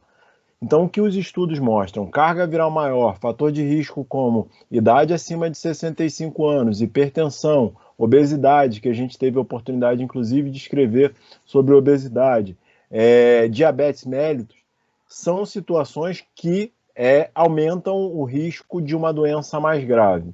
Por outro lado, pacientes que têm uma carga viral menor, né, eles vão ter uma doença também mais branda, com uma resposta mais rápida. Agora, a questão que fica em relação a desenvolvimento de imunidade é que, às vezes, essa carga viral é tão baixa que induz uma resposta que não é tão importante, e aí se discute, esse paciente não produziria uma quantidade tão grande de anticorpos, mas teria linfócitos ou mesmo células da imunidade inata treinadas para combater o SARS-CoV-2 num outro contato. Tá? O que eu também tenho visto na prática clínica é, às vezes, paciente que tem uma fase inicial da doença, num determinado momento, acham que estão bem, estão ótimo, entram novamente em contato com o vírus, essa carga se eleva e aí fazem um quadro mais grave, né, dentro dessa teoria da carga viral e resposta imune. E lembrar que a tempestade de citocinas nada mais é do que desregulação imunológica, que provavelmente é levada por essa carga mais alta do vírus e esses fatores associados, esses fatores de risco associado. Não esquecer só, Isabelle, do tabagismo, que o professor Sérgio falou, a gente até colocou isso num artigo que a gente correlacionou a obesidade com o coronavírus, que o tabagismo, ele aumenta a quantidade do ACE2. Então, o paciente tabagista, mesmo que ele já tenha suspendido o tabagismo, pode ter anos, ele tem uma quantidade maior de ACE2, que é a sua correlação do ACE2 com a vasodilatação pulmonar. Então, é um paciente que tem maior probabilidade de se infectar com o coronavírus. Só lembrar disso também.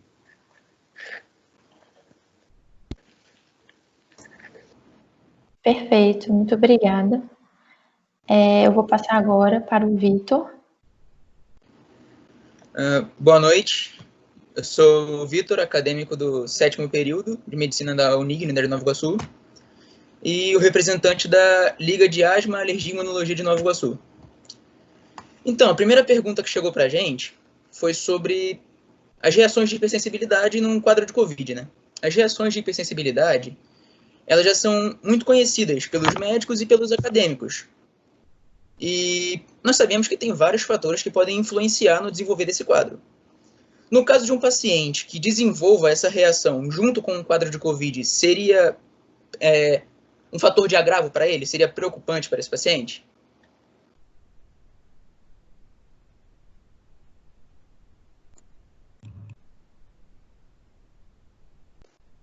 Agora eu não vou nessa não, hein? Vai lá, professor.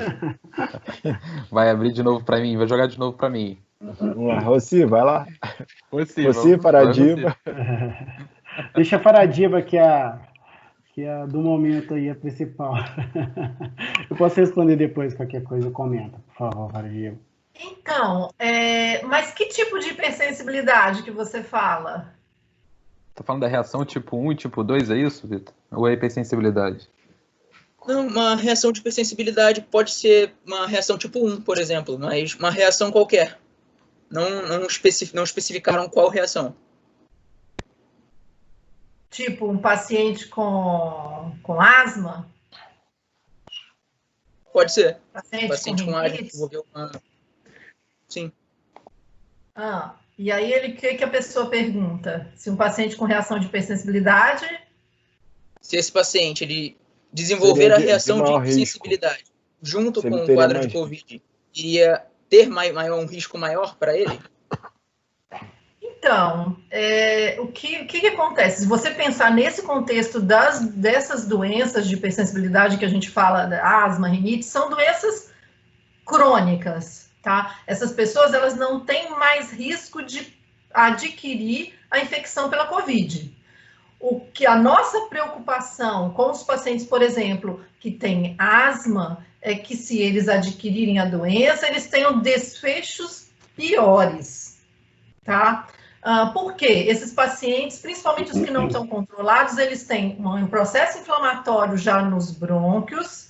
Lembrar que a infecção pela Covid, ela vai causar inflamação dos pulmões em outro local, então mais na periferia, ali onde acontece a troca entre oxigênio e gás carbônico, e o asmático, ele tem os brônquios inflamados. Além disso, o paciente com asma, ele já tem uma função pulmonar reduzida, e isso pode contribuir para que ele fique pior. E uma outra coisa também que nos preocupa é que o perfil de asmático que a gente tem desses asmáticos mais graves, geralmente eles têm obesidade associada, eles têm hipertensão associada, então eles têm outras doenças associadas que podem predispor para que ele tenha desfechos mais graves, se adquirir a doença. Mas não que ele tem mais risco porque ele tem um perfil T2, isso não. Tá? E vocês viram aí até que os professores falaram que tem alguns artigos já que mostram que os alérgicos eles teriam uma expressão menor desses receptores ACE2, né? E os meninos aí complementem.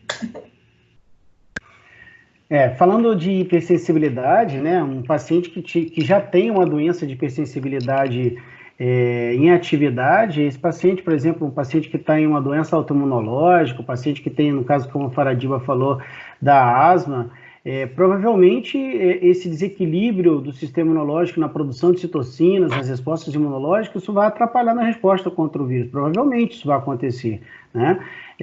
O professor aí, José, falou sobre a parte dos corticoides, que vão atuar nesse processo como anti-inflamatórios. Então, alguns pacientes desses utilizam doses altas de corticoide, e isso também pode facilitar. Então, depende do tipo de hipersensibilidade que a pessoa fez a pergunta aí, né? Mas se pensar na do tipo 1, aí a Faradiba já falou, mas pensando em outros tipos, existe uma possibilidade do desfecho ser pior, sim, com certeza. Só complementar, como você falou, esses pacientes fazem uso de drogas imunossupressoras e anti-inflamatórias. Existe sim um receio de que esses pacientes eles tenham um maior risco para a infecção, mas o que a gente tem acompanhado com colegas reumatologistas, na última semana até tivemos uma discussão com o pessoal da reumatologia, que o uso desses imunossupressores, de certa forma, tem sido benéfico para esses pacientes, talvez porque impeça essa desregulação imunológica. Sim, isso são suposições, não é assim, eu não estou dizendo que tem que usar imunossupressor em paciente com Covid para que ele não tenha doença grave, mas o que tem sido observado é que pacientes pós-transplante, pacientes com doenças reumatológicas, em uso de imunossupressor, eles têm tido doença mais branda, provavelmente porque não evoluem com essa desregulação imunológica chamada tempestade de citocina. Só uma outra, eu acho que pode ter uma relação boa, Vitor, nessa sua pergunta, no que a gente falou da reação na pele, né? Então, assim, hipersensibilidade tipo 1 e hipersensibilidade tipo 3, hipersensibilidade 3 que a gente tem visto na questão de depósitos de imunocomplexos, normalmente nessa formação de IgG específica para coronavírus, a gente tem visto bastante... as reações da pele têm essa correlação, principalmente os pacientes que vêm gerando urticária aguda durante o coronavírus, durante a infecção de coronavírus. Hoje mesmo, o professor Sérgio, a gente atendeu uma paciente lá no HU que exacerbou o dermografismo dela. Ela apresentou peridermia associada à infecção do SARS-CoV-2 e ela já tinha um dermografismo. Devido ao ato da coçadura, o dermografismo dela foi extremamente exuberante. Então, acho que é uma coisa que a gente também tem que levar em consideração nisso, na questão de depósitos imunocomplexos, pensando em hipersensibilidade tipo 3, e hipersensibilidade tipo 1, pensando na IgE, que é produzida até na questão para contra IgG de coronavírus.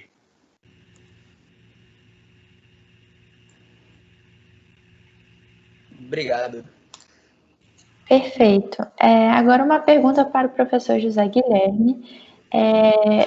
Você acredita que o uso de corticoide inalatório na asma teria efeito protetor para uma infecção pelo coronavírus?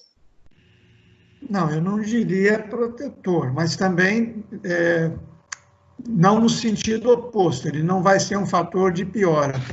O que os clínicos têm proposto é manter a medicação durante a COVID.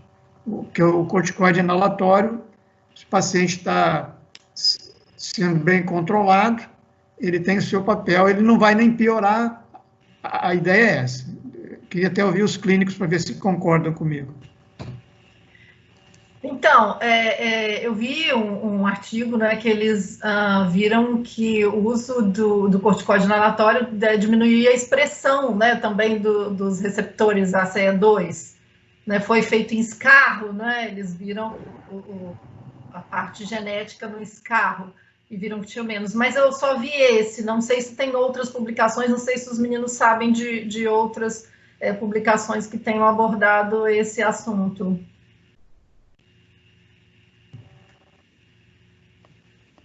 Posso? Pode? Pode. Foi o que eu tinha mostrado, os artigos até que eu coloquei na referência dos meus slides. É realmente isso, professora Faradiba. Teve esse mostrando no escarro, que ele foi replicado e tentaram se mostrar em outras ocasiões, e vieram inúmeros outros tentando demonstrar por revisão, assim como teve um da ciclesonida, um grupo de Taiwan, se eu não me engano, da Tailândia, que utilizou altas doses de ciclesonida inalatória no tratamento dos pacientes de coronavírus, e parece que a melhora desses pacientes ela pode estar correlacionada com a redução do tráfego do RNA viral do coronavírus e de uma enzima que ele utiliza chamada NRLSP5, que a ciclesonida ela inibiria essa enzima, então reduziria a carga viral do coronavírus. Então parece que tem alguma relação no quesito ciclesonida inalatória e redução, e tem também se levantado se ele pode reduzir a quantidade de ACE2, mas basicamente nesse estudo que a senhora comentou. Uhum.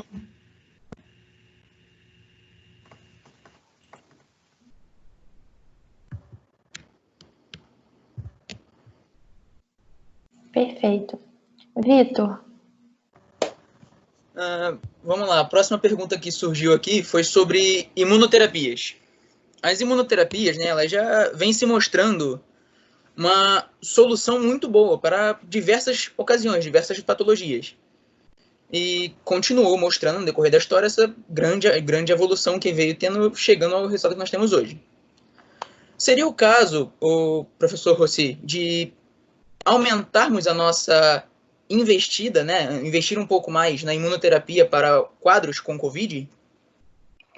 Ô, Vitor, você pode repetir a pergunta? O iniciozinho dela eu perdi aqui um pouquinho, falhou um pouco a internet.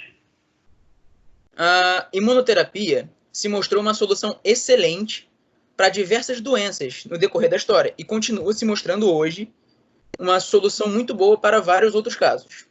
Seria a hora de investir em uma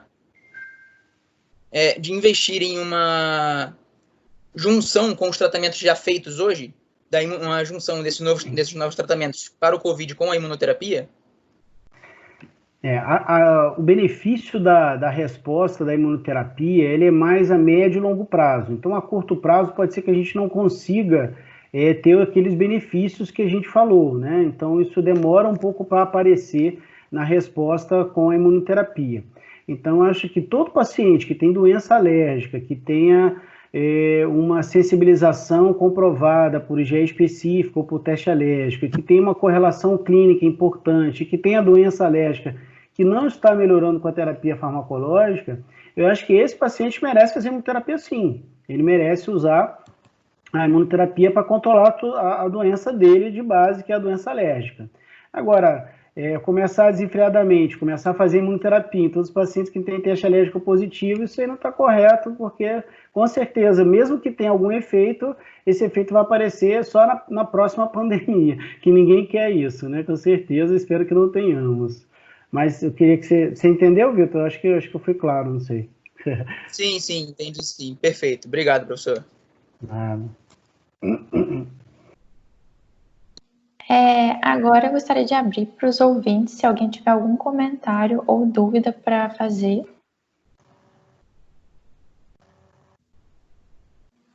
Eu queria fazer uma pergunta para o professor José Guilherme.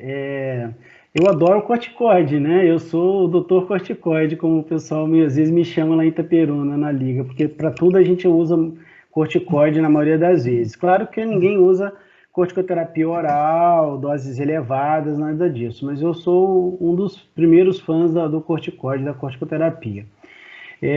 Professor, a gente sabe dos benefícios do corticoide, e aí o Guilherme falou aí também, e a professora, sobre esse benefício.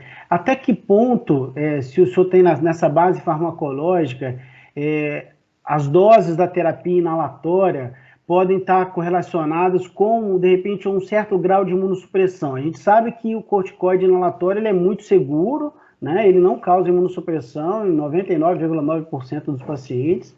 Eu queria só saber, até porque os alunos vão questionar, né? Poxa, mas será que então vou aumentar a dose do corticoide inalatório do meu paciente para ter esse benefício? A partir de que momento, então, de repente, uma dose mais elevada, se o senhor quiser falar em dose também do medicamento, que o senhor acha que pode ter um risco maior de ter um efeito sistêmico aí no eixo para que possa fazer imunossupressão, professor?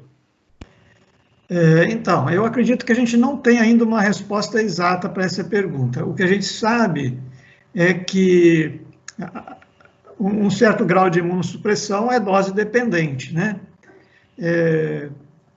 Eu acho que seria interessante, tem algumas moléculas de corticoide inalatório que são prodrogas. Elas são ativadas uma vez que chega na célula. Então, esse tipo de corticoide inalatório prodroga, em tese, ele teria menos probabilidade de atrapalhar esse cenário. Agora, a gente tem sempre que lembrar que boa parte, talvez a maior parte do corticoide usado por via inalatória, na verdade, é deglutido depois e vai cair na corrente sanguínea, né?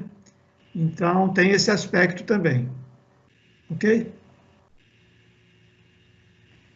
Ok, professor. Obrigado. Obrigado. Perfeito. Então, para finalizar, vou fazer a última pergunta. A gente sabe que as doenças alérgicas, elas têm uma alta prevalência, né, na nossa população. Estima-se que 30% da população mundial tenha alguma doença imunoalérgica. E a gente vê poucas faculdades, né, com a disciplina de alergia e imunologia na graduação. Eu queria saber dos nossos convidados do Rio de Janeiro, né, como que a alergia e imunologia ela tem sido abordada nas grades curriculares.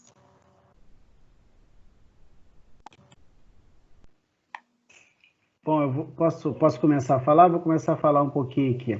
Bom, aqui no UFRJ de Macaé, eu sou professor da Saúde da Criança 1, a gente tem um ambulatório com os alunos do 5º período que passam no ambulatório de alergia geral, de pediatria geral e, na verdade, eles acabam atendendo comigo, né? A gente sabe que a prevalência de doença alérgica na faixa etária pediátrica é muito grande, então eles ficam comigo participando de um geralzão que é doença alérgica, é o geralzão da pediatria mesmo, né?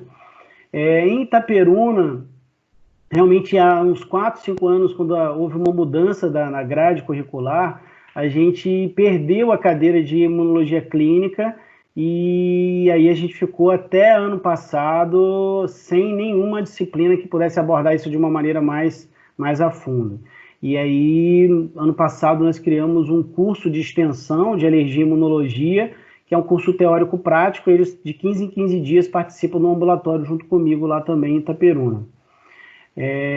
Só complementando um pouquinho o que a Faradiba perguntou do SUS, né, sobre a imunoterapia, aqui em Macaé eu coordeno um serviço de alergia da prefeitura, Faradiba, que a gente tem cerca de 150 a 200 pacientes em tratamento de imunoterapia comprado pela prefeitura. Acho que são poucas as prefeituras que têm, eu que coordeno, eu que libero as vacinas de todo mundo aqui, e hoje eu até estava perguntando lá no fundão sobre código para fazer compra de leilão, é muito confuso, né?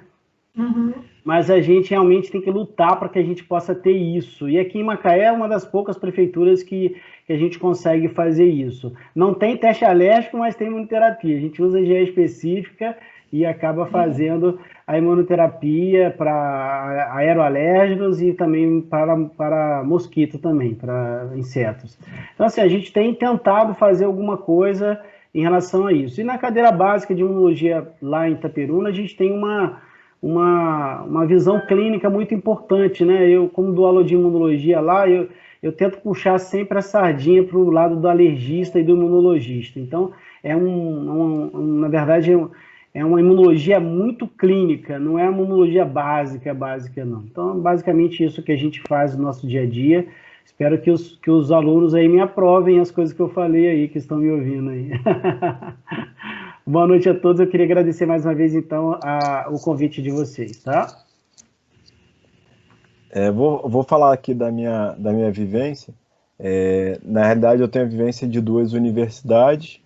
No final do ano passado, eu acabei me desligando por conta de um concurso que eu fui aprovado, mas dentro da Universidade de Iguaçu, de onde veio a Liga, que eu ajudei a criar, lá eu, até o ano passado, era responsável pela disciplina de microbiologia e imunologia do ciclo básico.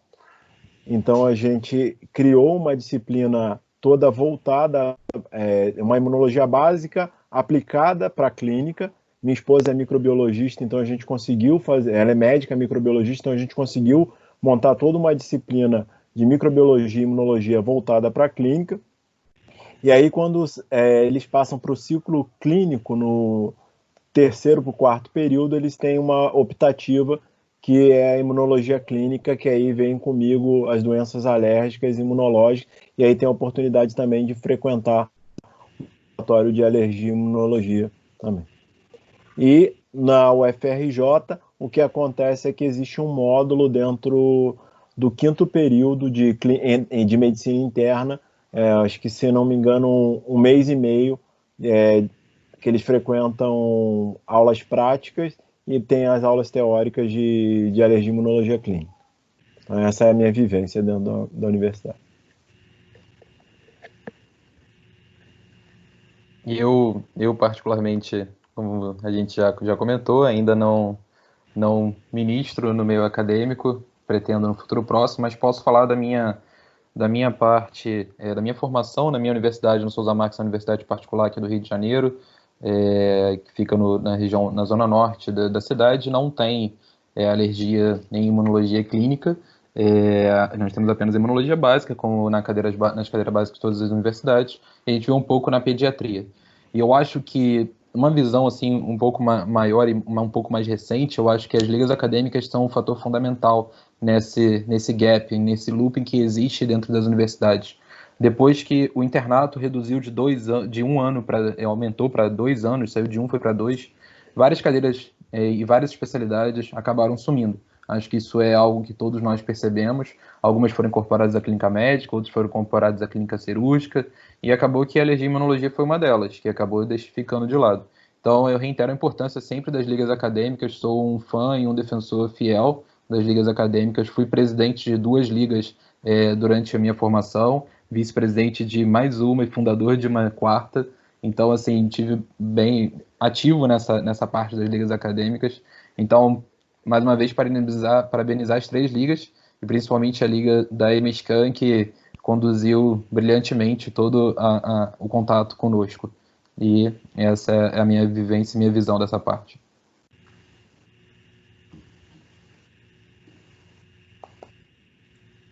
Isabela? Entendi. Bom, muito obrigada, por responderem a todas as perguntas de forma muito clara. E a gente está com o tempo corrido, então a gente vai encerrar a parte do debate, se o Vitor quiser acrescentar mais alguma coisa, mas eu considero a minha parte finalizada e gostaria de agradecer a oportunidade e a presença de todos.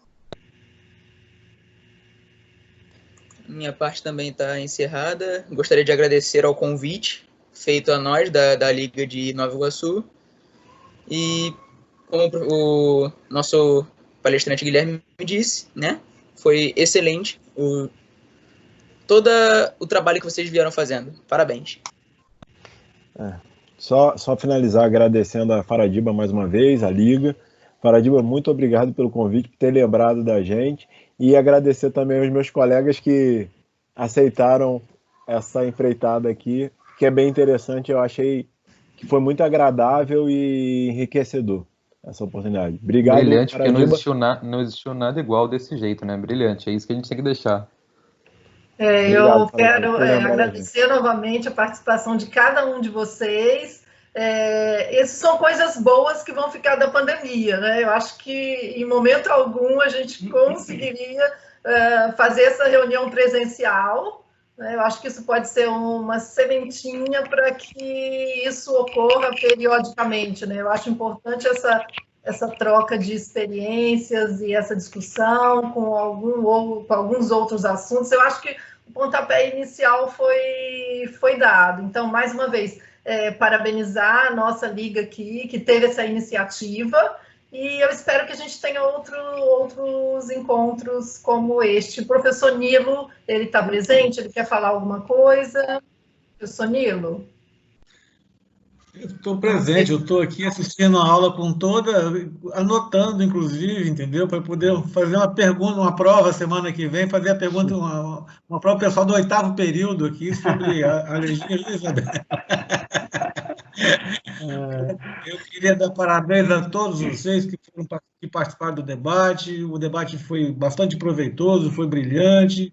A condução da Faradiba e dos meninos aqui da Liga foi de qualidade, parabéns. E a Faradiba vai deixar as portas abertas para futuros eventos dessa forma, né, Faradiba? Sim, com certeza. Então, eu queria cumprimentar todos vocês e dar parabéns, tá? A todos presentes. E queria fazer só uma menção final, agradecendo ao pessoal aqui da MFCAM que deu a estrutura para a gente, o Jorginho, a Juliana, a Aline, que estão aí presentes, e mais o pessoal da TI, que eu vi algumas pessoas entrando na sala. Muito obrigado. E toda quinta-feira, hoje a reunião foi excepcionalidade, toda quinta-feira eles fazem hora extra, voluntário, para dar apoio para a gente aqui. São pessoas de muito bom coração. Muito obrigada a vocês, então, todos também do suporte. E lembrar de preencher o formulário, né, Nilo? Que está no chat, o link. No chat. O Faradiba, você economizou uma viagem para o Sérgio, tá? O Sérgio está me prometendo fazer um Interligas lá em Itaperuna, já tem tempo. E aí entrou pandemia, não sei o quê, um monte de aula que a gente tem que dar, reunião das BAE, da diretoria, e a gente não conseguiu fazer nada, né?